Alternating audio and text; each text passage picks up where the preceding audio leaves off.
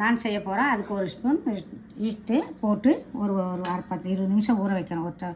ஒரு ஸ்பூன் போட்டு ஒரு ஸ்பூன் தண்ணி ஊற்றி கலக்கி ஒரு ஸ்பூன் சர்க்கரையும் போட்டு கலக்கி வச்சிடணும். ஒரு 20 நிமிஷம்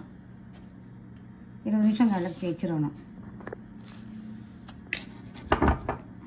கொஞ்சம் கலக்கி வச்சிடணும். சுடுதண்ணியில் தான் கலக்கணும்.